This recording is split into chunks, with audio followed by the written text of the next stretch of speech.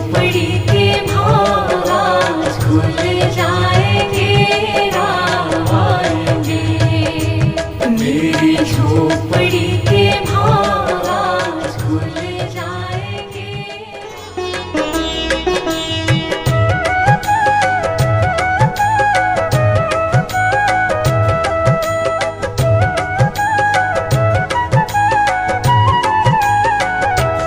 मेरी झोपड़ी के भाग आज खुल जाएंगे, राम आएंगे। मेरी झोपड़ी के भाग आज खुल जाएंगे, राम आएंगे। मेरी झोपड़ी के भाग आज खुल जाएंगे, राम आएंगे। मेरी झोपड़ी के भाग आज खुल जाएंगे, राम आएंगे। राम आएंगे, आएंगे, राम आएंगे। राम आएंगे, आएंगे, राम आएंगे। मेरी झोपड़ी के भाग आज खुल जाएंगे, राम आएंगे।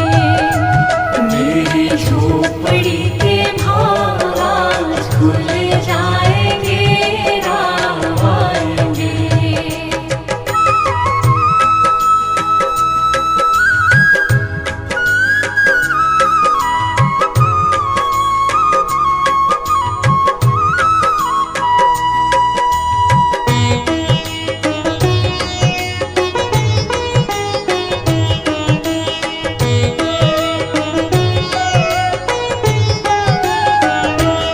राम आएंगे तो अंगना सजाऊंगी।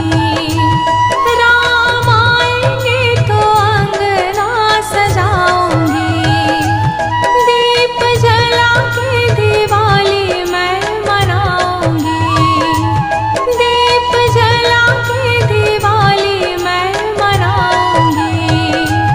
मेरे जन्मों के सारे पाप मिट जाएंगे, राम आएंगे। मेरी झोपड़ी के भाग आज खुल जाएंगे, राम आएंगे। मेरी झोपड़ी के भाग आज खुल जाएंगे, राम आएंगे।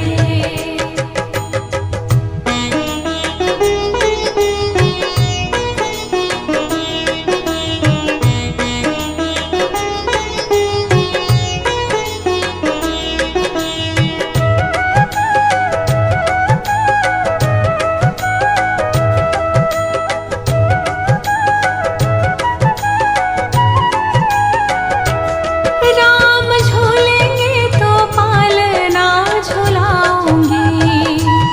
राम झूलेंगे तो पालना झुलाऊंगी। मीठे मीठे मैं भजन सुनाऊंगी। हो मीठे मीठे मैं भजन सुनाऊंगी। मेरी जिंदगी के सारे दुख मिट जाए,